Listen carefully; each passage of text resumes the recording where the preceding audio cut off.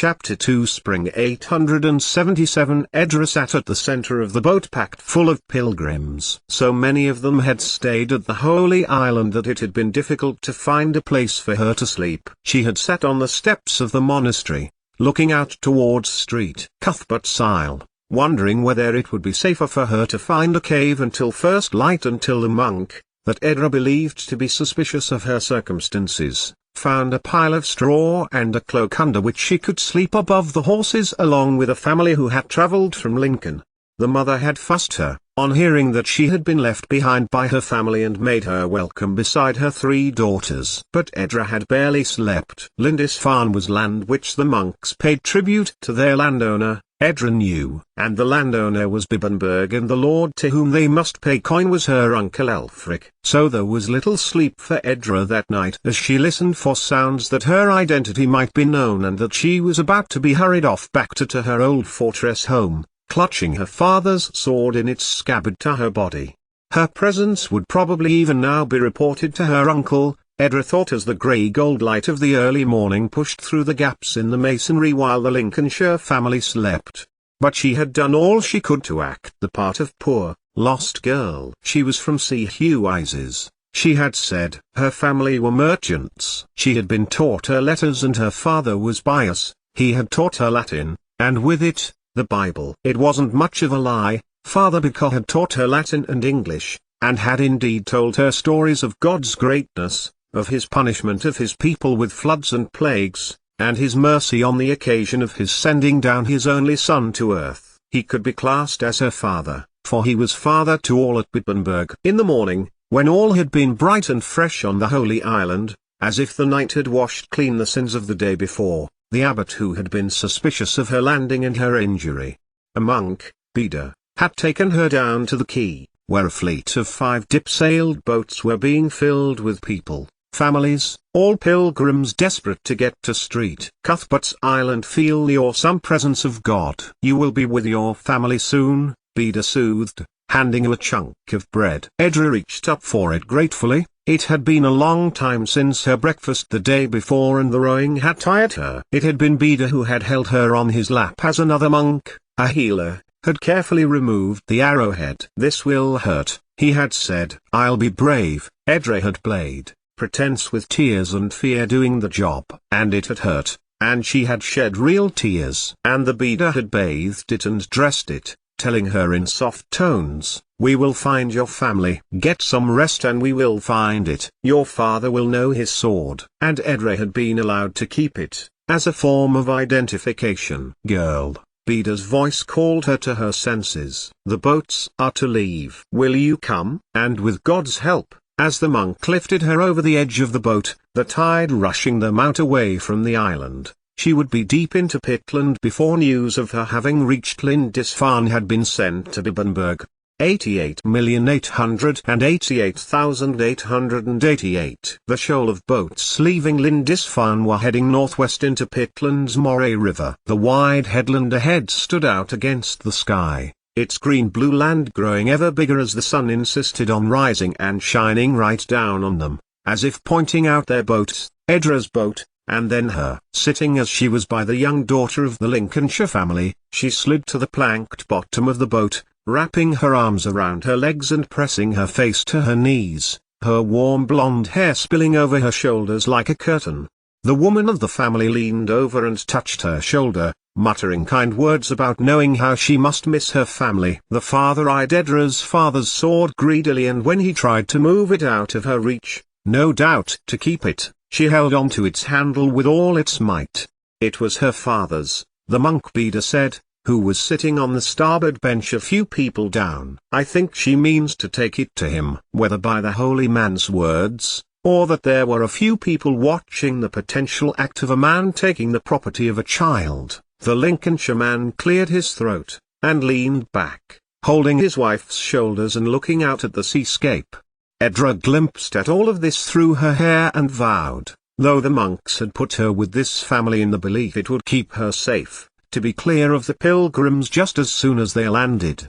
Dusk came just as the headland of the Dee came into view. Edra, who was now sitting next to the mother of this family, feigning acceptance, had been rewarded with a handful of bread. This mother was kind, Edra thought. She had her two little children tucked right by her, and had spent a good hour as the boat negotiated the wide estuary, to the landing opposite an isle on which a monastery stood. Indeed, the boat that had piloted them in had come from the small harbour. Clearly, thought Edra, the monks knew one another, and helped one another, and indeed, with the lateness of the hour, their little fleet were guided towards the monastery. A conversation was being conducted, as the pilgrims huddled closer to shield themselves from the biting wind, between the abbot and the monk Beda, who had tended her wounds. Instinctively, Edra bent her head next to the family's younger children and sheltered near to the mother, who stood close to her husband. Eyes like blue chips of ice rested on Edra's father's sword for a moment, as the dimming setting sun highlighted the curling wave patterns in the blade. Edra never knew the name of the sword, for her father had died before she was born, but rather a luckless, nameless blade she had revolvered from the armory, appropriated by Sir Brit and recovered by her in her hand and his. Buried in his stomach if he tried to steal it. If Edra had had any cause to remember her thoughts on that dull, cold night, there could be any number of things to choose from. Her first thought on deliberate murder, which might be very concerning in a 10-year-old.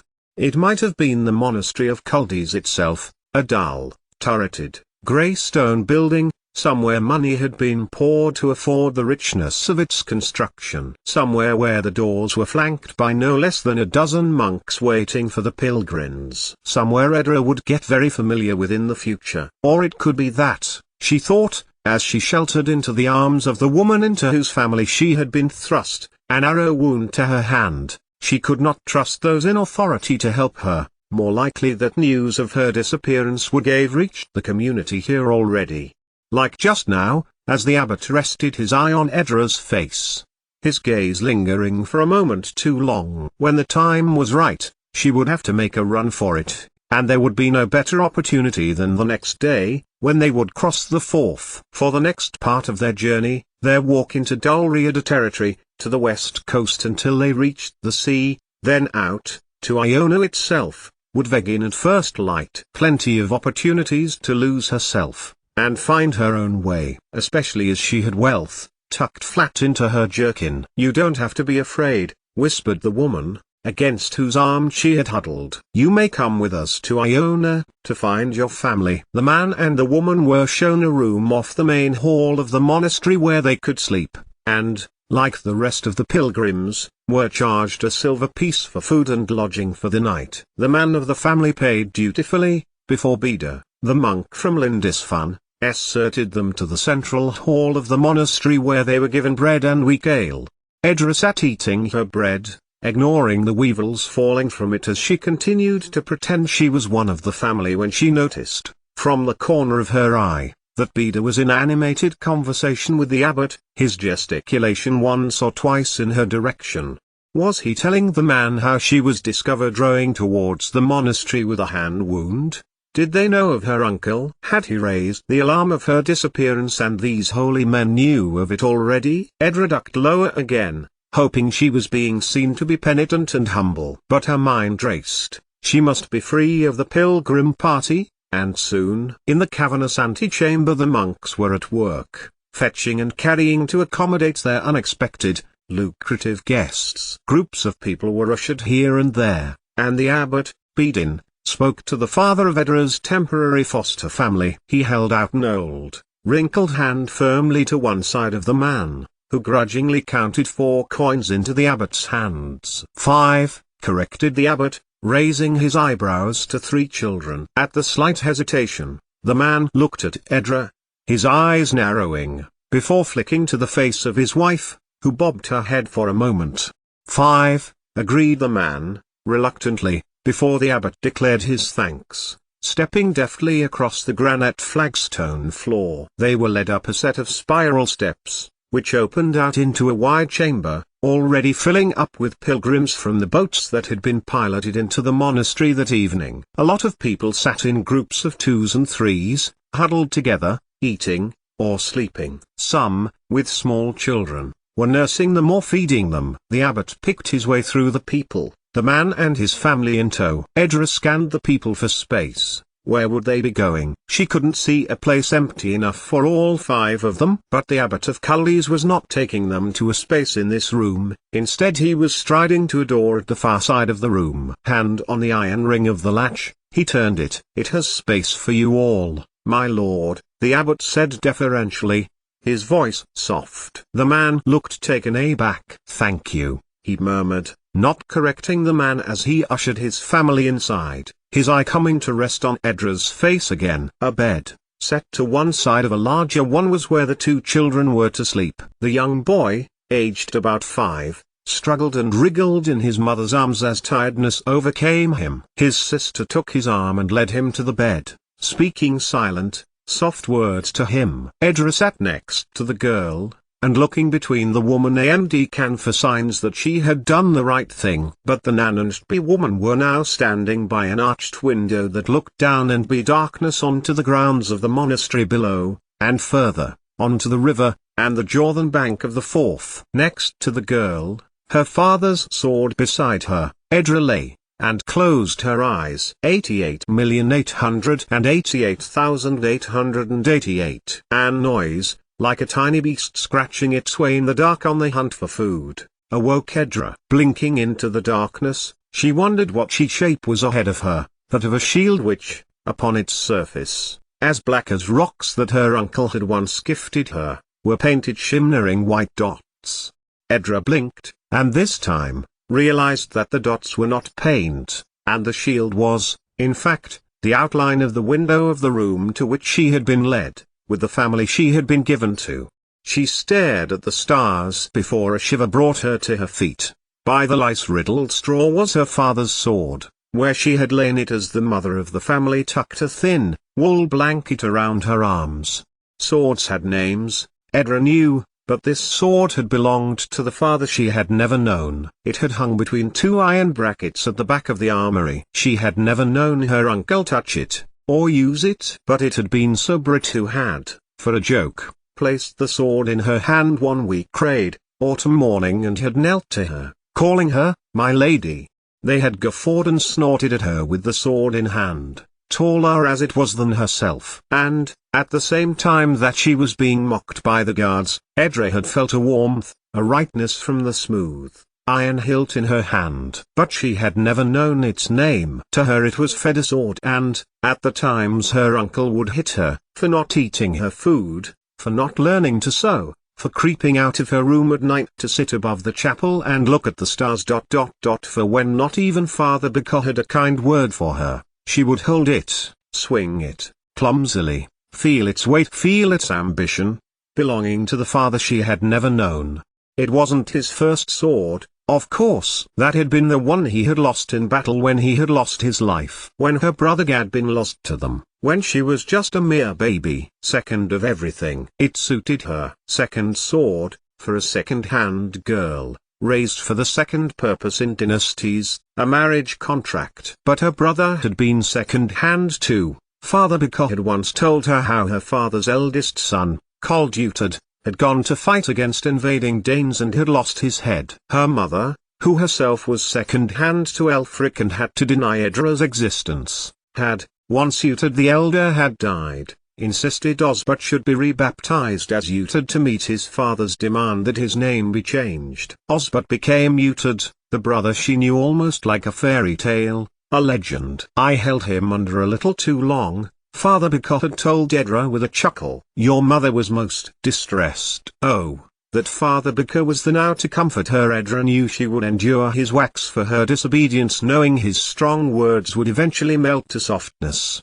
Edra found that her left hand was pulsing now, and stretched it, to ease the cramp in it. Beda had treated her hand again, with the same pungent, sweet-smelling ointment when the boat's passengers set foot before the gates of the monastery. It was healing. More scratching nearby focused Edra's thoughts to her situation. An archway of stone framed a field of stars, which stopped abruptly around an unknown shape in the background. In the foreground, the stone parapet that was the front of Culde's monastery blocked out more. Pulling the wool blanket to her shoulders, Edra moved across the straw-covered boards. Beyond the monastery, ships disrupted the reflected star field of the river. She would be over the tomorrow, over the river, for the monks were to take them to the castle at Dunkeld before taking the path of the river, and another that would lead them west. Beda had been discussing it on the boat that day, and she, as fugitive from Bibbenberg, had listened with interest. There was a clatter behind her. Edra at instant swung round. A glint of moonlight played on a pattern of waves, a pattern she knew in her dreams. A tall, vast figure was there, crouching a little as if in triumph, crouching in delight with what he now possessed. Fed a sword. At once, Edra leapt. The man with whose family she had been placed held the sword aloft. Moonlight reflected his pleasure at her anger. "It's mine!" Edra shouted, not thinking to care if she awoke the rest of the family, nor indeed, the rest of the monastery. "Give it back." "You're stealing." "Just like you did, with this," thundered the man, pushing her away. "This can't be yours, or your father's. You coming from CHRONOLOGICAL. You must have stolen it." Edra made to keep at the man, to get back her father's sword to recover it. But the words "this brute of a man," still pushing her away, remained in her mind. She had come from CHRONOLICAL. Of course she had, so she had told Beda. So she would never likely be in genuine possession of a blade as fine as that. If anyone were to think her noble, then they might start asking questions. A shudder as her mind told her the name Sven Kjartansson passed through Edra's body. You'd have to be cunning never to eat. A crunch and a scraping of wood confirmed that someone had heard their disturbance. Edra looked quickly towards the door, towards the large sleeping hall. Yes, someone was coming in. Unless, the man suggested, a slow smile creeping over his face. The size of it, this took a long time. You come from a noble family, why are you running? Who missed you? He leered closer, his eyes widening. How much will they pay for your safe return? Edra said nothing, but jerked her head towards the door, behind which metalware was beginning to be unbolted.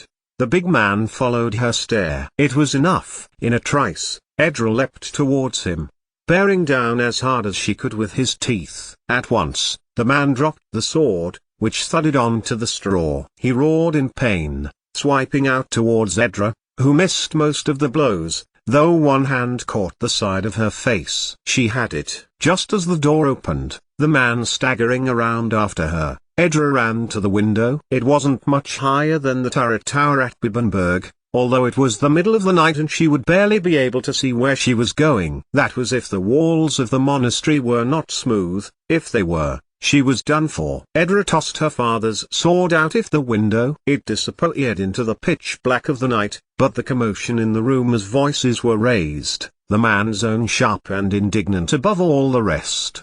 Edra felt the masonry with her foot, stretching down lower with her left as she held tightly to the windowsill. Nothing. She couldn't very well go back up. Her arms, for one thing, felt very tired, and Edra doubted that they would pull her back up. She lowered herself down to her arm's fullest length. Surely, there must be something. Above her, shouts. She must be there, somewhere. Well, someone find her. Let us hope she is safe. I put her with you because I thought she would be. That was Beda, his soft, cool voice remonstrating with the man. Edra's arms began to weaken as her legs sought purchase with the monastery wall as she fought with her mind to stop her from shouting out. Beda would help her. Edra's mind beguiled. Talk to Beda. But if she did that, she risked being returned to Bibbenberg. Scrabbling desperately at the vertical stone wall, Edra felt liquid ooze from her hand. Pain throbbed down her arm as her healing arrow wound pressed against the windowsill. She couldn't hold on much longer. And then, a ledge, thin, but long enough to reach down to grasp. With ease, Edra pulled herself into the night, while the man, who had roused the abbot, stormed about his bite, the voices dimming as she climbed down. Her hand was in agony once she reached the last 20 feet, the moon illuminating the ground, the part-built abbey church towering to her right. More voices now as more people were being alerted to her absence, more hastily shared conversations, more glimmers of candlelight. There was nothing for it, Edra knew, but to make a jump for it. Whatever lay below her would either cushion her fall, or kill her. It was the former. Spiky hawthorn scratched Edra as she landed part-way through it, and she painfully pulled herself out of it. She would have to run, somewhere. Lights from candles were growing brighter as people made their way towards the abbey's courtyard. It was cold. Edra shivered as she got to her feet. She stumbled, bruising her foot. But the noise of her impact with the object did not go unnoticed in her mind. The clatter meant metal. She scrambled in the darkness for the object, her hand first pulling at something soft, then resting on ... Yes, metal. Her father's sword, wrapped as it had been, when she first threw it down, in her blanket. Taking it up, Edra stalked towards the entrance. The gates bolted. A man ran from the abbey gates, then another, not heading towards them. Edra slunk backwards, her back pressed to the incomplete church walls. Light from the candle showed the man, the abbot, now addressing the monk on watch in an animated fashion. And then Edra saw it, just for a moment, as the abbot swung around and strode back towards the monastery, her way out. There was a gap, not 2 feet wide, on the north side of the monastery walls, presumably to aid the masons who were building the monastery's church. She took her chance. 888,888. It was morning when Edra opened her eyes. Grey skies and grey cliffs formed together in her mind. Her back ached and she stretched her arms from underneath the boat's planked seating. It hadn't been the best plan in the world to hide in the pilgrim boats the night before, but she had to go somewhere else. Somewhere she could make a bid to safety. And just as she was considering what to do next, there it was, the bag she had left behind, hidden under at the back of the seat on which she had sat the day before with the mother and the 2 children, discreetly secreted as they disembarked. A skein of geese honked overhead as they flew past, defining the sky from the cliffs. Where could she go? There was nothing here, Edra thought. The monastery was on an island. Her only hope was to get across the mile stretch of water, the mainland, and consider her options. Edra's mind drifted to food as the grey sky was illuminated from behind by the sun, making the grey clouds paler and brighter. Could she sneak back to the monastery and find the kitchen, steal something? Leaving the silver bag back where Shev had found it, Edra jumped down onto the hard, wet sand, the movement of the estuary pushing the water about the fast boats. Looking to her left, where she noticed the monastery gates now open. Perhaps if she dash. "I have found your daughter!" A shout went up from Edra's right, and the abbot Bedin, who had sold the family the room, taking her firmly by the shoulder. "My child!"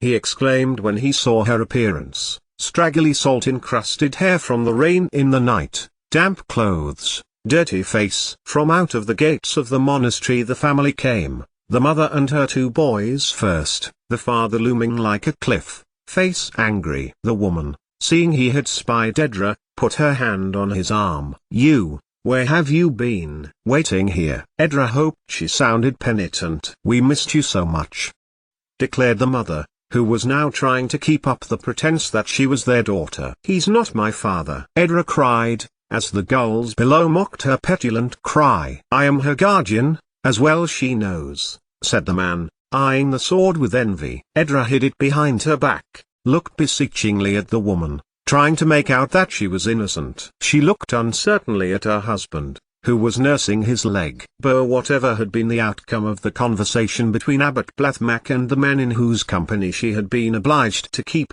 she was back in possession. Then, from out of her unresisting grasp, the abbot then wrenched her father's sword. He took it and handed it to the advancing man, who pulled the blade from its skin, his eyes gleaming in greed. "We can go aboard, and wait," the woman said hastily, hoisting her son and daughter over the taffrail. "You too." Edra hurried over to the seating under which the previous metals, coins and documents. She huddled over to the very edge of the seat, curling herself up to protect against the wind, glowering at the man, who was reveling in his newfound fortune. Edra's eyes fell upon the monastery doors again, open now for the pilgrims, who were beginning to proceed to their boats in groups, 2s and 3s, shouldering packs and weapons and children. Next to her, the man grumbled thanks to the abbot for reuniting his family, and crushed Edra hard against the side of the boat, her father's sword across his lap.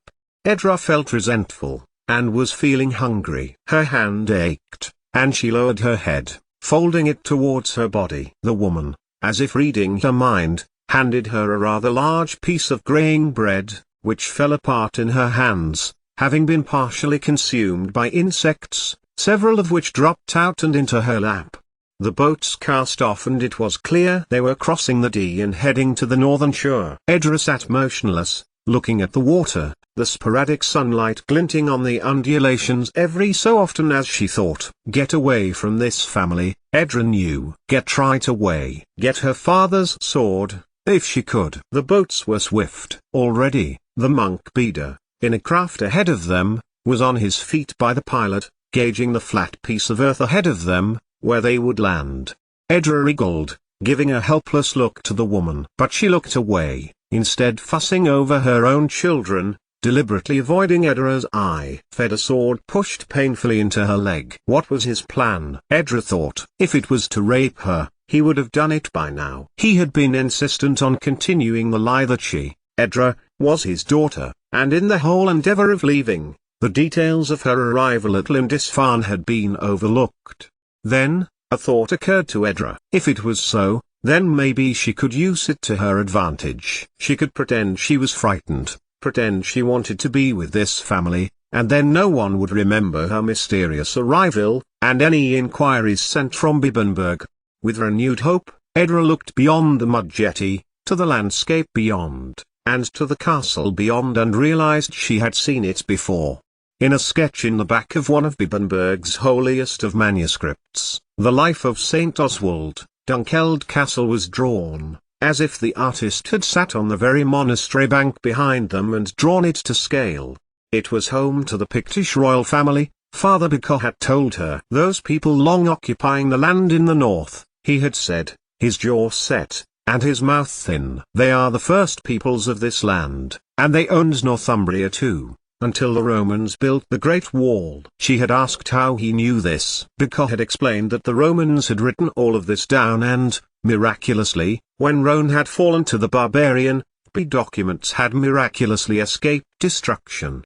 So, the Picts are barbarians? Edra had asked. Father Bicot had narrowed his eyes. They are Christians, as are we. They neighbor the Dalriadans, who brought St. Columba's Christian teachings to Lindisfarne. So, they are not enemies. Edra had pressed. They are enemies when they choose, or us. Edra's mind filled with her beloved Father Bokar as their boat was dragged to the shore. One of the monks she recognized from the evening before put out a long, broad arm to help her out. The man fed a sword across her stomach, which caused her to lose her reach, and she was thrust back against the seat. She looked down, humbly. Clearly, if she was going to play along being part of this family, she had to be submissive. The other 8 pilgrims passed in front of Edra as the monks helped them out, followed next by the mother and children of the family. Wait here, growled the man, pulling up his arm with which he had pinned Edra to her seat, and he proceeded to help his family up the bank,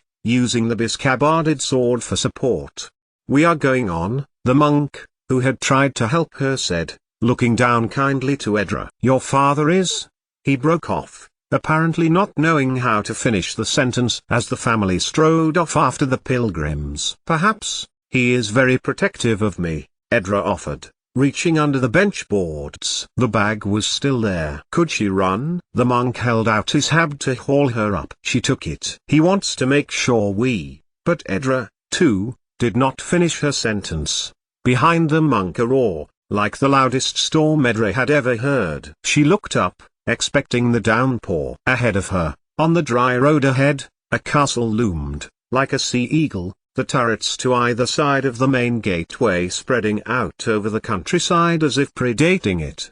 The monk turned, in pursuit of the rest of the pilgrim party. Edra took a few steps towards him, then froze. The ground shook as the hooves of hundreds of horses skirted out from the side of Dunnottar Castle, making a whooping, screeching sound. She looked at the monk, who had dropped low to the ground, the skein of pilgrims still as they watched the riders approach, before scattering and fleeing, to the hillocks near the estuary towards the castle, back towards the boats.